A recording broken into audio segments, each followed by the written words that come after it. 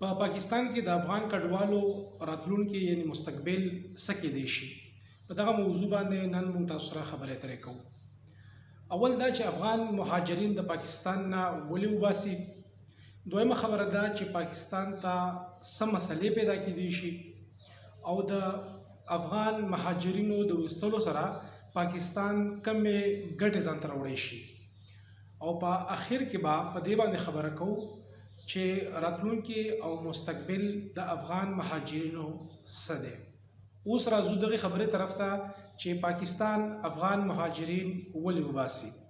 لومړی وجه خو دا ده چې د تحریک طالبان پاکستان لخوا په پاکستان کې ترخهګیري شروع ده. پاکستان دغه تور لګی چې ټي ټي پی یعنی تحریک طالبان پاکستان ته د افغانستان حکومت مرستې ورکوي او ورسره د افغان خاوره د پاکستان خلاف استعمالیږي.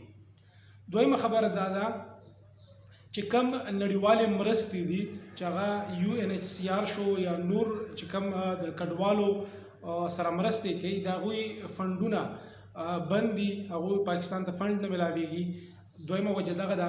دریمه وجه دغه ده چې کم دلته په پاکستان کې افغان مهاجرین پاتې کیږي، نو هغوی د پاکستان په ځای باندې د هندوستان ملګرتیا کوي. کچېرې موږ وګورو چې کله د هندوستان او پاکستان د کرکټ میچ وي، نو دغه افغانان د هندوستان سایډ اخلي، د هغوی دپاره خوشحالي کوي او په دې باندې خوشحالیږي چې پاکستان میچ بایلي او هغوی ته تاوان رسیږي. یو دغه وجه ده. بله وجه دا هم ده چې کله د پی ټي آی یا د عمران خان د رخلاصېدو دپاره احتجاج کیږي، نو د پاکستان حکومت دغه تور لګوي چې په دې کې افغان مهاجرین هم شامل وي او هغوی هم دغه احتجاج کې د عمران خان دپاره راوځي او احتجاج کوي. بله وجه دا ده چې کم ډیورنډ لاین دی، کم چې دغه بارډر دی د پاکستان او د افغانستان ترمنځ، افغانستان دغه بارډر منلو ته تیار نه دی. څو ځله په دې باندې کوشش شوی دی چې دغه ومني یو بل سره، خو افغانستان حکومت دې ته نه دی تیار چې دغه بارډر تسلیم کی یا دا ومني. دا خو شو د افغان مهاجرینو د پاکستان نه د ویستلو چې کومې وجې دي هغه موږ تاسو ته بیان کړې. اوس راځو چې پاکستان ته څه مسلې پیدا کېدی شي. پاکستان ته د افغان مهاجرینو د ویستلو سره دغه مسلې پیدا کېدی شي چې دلته په معاشیت باندې، دلته په روزګار باندې، په دې باندې بد اثر غورځېږي. ورسره چې کوم دلته خلک په کرایو باندې پاتې کېږي، نو هغه کرایې دغه لوکل خلکو ته ملاوي دي، دغه پاکستان اوسیدونکو ته دغه کرایې ملاوي دي، دغه په باندې بند شي، نو دې سره به معاشیت کمزوري شي د خلکو. ورسره چې هغوی دلته کم کاروبارونه کوي، دغه کاروبارونه که د دې ځای نه لاړل، نو بیا به چې کوم دی دلته نور هم چې کوم دی ملک کمزوري شي. بل ډېر افغان مهاجرین داسې دي چې هغه دلته په پاکستان کې پاتې کېږي او د هغوی ډېر خلک چې کوم دی هغه په یورپ کې دي او د یورپ نه مختلف قسمه کرنسو په ذریعه باندې دلته پاکستان ته پیسې رالیږي او د هغې سره هم پاکستان ته ګټه ملاویږي. دا خو هغه مسلې دي چې پاکستان ته راپېښېدی شي، دغه ګټې په هغې باندې ودرېدی شي، بندېدی شي.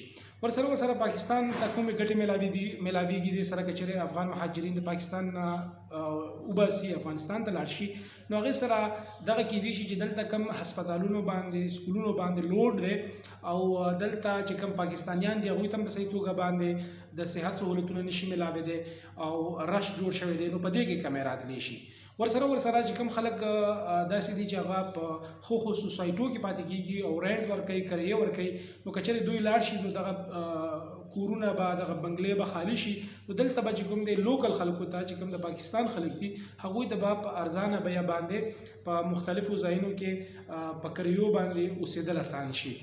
دا خو چې کوم دی پاکستان ته ګټه ده. ورسره لوکل چې کوم خلک دي او مارکیټ افغان مهاجرونو نیولی دی، دوکانونه دي د هغوی، دغه دوکانونه به دغه پاکستانیان په خپله باندې شروع کړي او دلته به چې کوم دغه خپل روزګار روان کړي. دا هم یو ګټه ده. راتلونکي مستقبل په حوالې سره وایو چې د پاکستان نه که چېرې افغان کډوال افغانستان ته لاړ شي، نو بیا به دلته د هغوی روزګارونه، دغه څیزونه پاتې کېږي، څه به کېږي، دې په حوالې سره به ووایو. نو پاکستان خو اول دغه خاص پرېکړه کړې وه چې بس افغان مهاجرین به مونږ بالکل نه پریږدو، دا به ځي که د چا سره ICC کارډ وي، که چې د چا سره PR کارډ وي هغه به لیږل کېږي. خو دلته د خیبر پښتونخوا حکومت په دې باندې د ناراضګۍ او د خفګان او د غصې اظهار وکړو. علي امین ګنډبور بیان به تاسو اورېدلی وي چې هغوی وویل چې مهاجرین به مونږ نه پریږدو، هغه به نه ځي. عمران خان هم دغه ویژن و چې دوی ته پکار دی چې مونږ نیشنلټي ورکو، دوی چې کوم د پاکستانیان جوړ کړو، ځکه چې دوی د 13 کالو راهیسې دلته میاشتې ژوند کوي. نو دې وجې نه د افغان مهاجرینو هم د عمران خان سره د PTI سره مینه ده، او تاسو به کتلی وي د افغانستان هم داسې اوازونه راپورته کېږي چې هغوی وایي چې عمران خان یو ښه لیډر دی. نو یو خو دا خبره ده چې دلته علي امین ګنډاپور د خیبر پښتونخوا حکومت د افغان مهاجرینو په طرف باندې ودرېدو. دې نه علاوه ورسره محمود خان اچکزی هغوی هم پریس کانفرنس وکړو، هغوی وویل چې نه دا ډېر زیات ظلم زیاتې دی چې په دومره کمه موده کې په دې په زور زبردستۍ باندې افغان مهاجرین د پاکستان نه ویستل کېږي. دې سره آفتاب شیرپو چې کوم دی هغوی وینا وکړه. همدغه شان چې کوم دی فرد الله بابر کوم چې اوس نن سبا ډېر زیات زورول کېږي هم هغوی هم په دې باندې خفګان اظهار وکړو.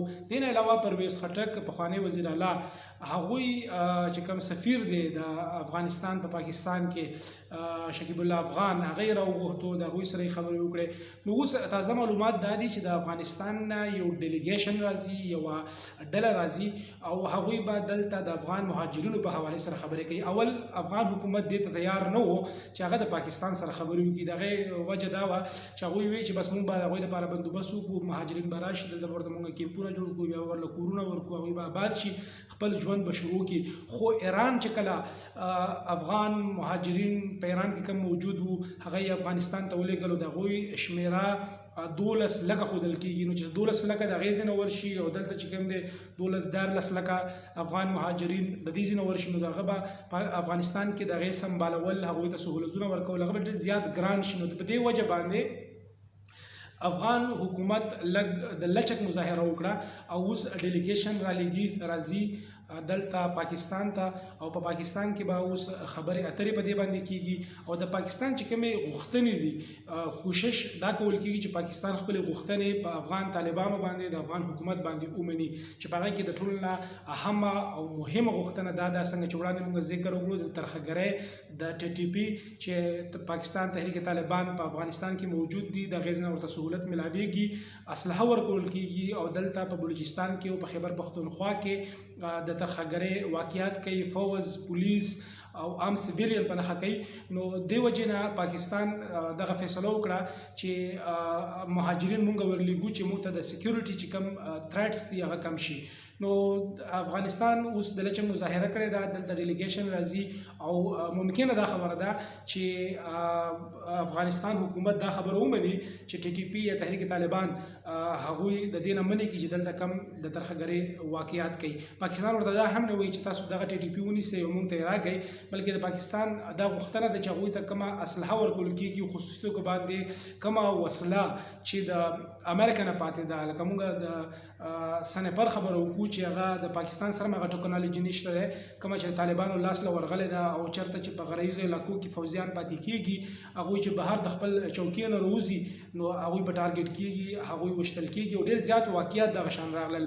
نو هغه د امریکې وسله طالبانو ته TTP ته په لاس باندې ورغلې ده او په دې کې چې کوم دی د افغان حکومت یا د طالبانو امارت اسلامي پاکستان وایي چې د هغې پکې لاس دی او هغوی دغه وسله ورکړې ده. نو دې وجې نه په افغان حکومت باندې د پریشر اچولو دپاره د پاکستان دغه پلان و چې دوی به په دې خبره باندې قایل کوي چې افغانستان ته به دلته کم افغان کډوال یا مهاجرین پاتې کېږي هغوی افغانستان ته ورولېږي، یو خو به سیکیورټي تھریټس کم شي، بل به په هغه باندې پریشر وورځېږي په افغان حکومت باندې. نو دغه شان اخر هم د افغان حکومت یا امارت اسلامي دې خبرې ته غاړه کېښوده چې هغه راشي او خبرې وکړي او دلته پاکستان هم غواړي چې د اسمبلی په فلور باندې او په سیاسي حل د دې خبرې راوباسي.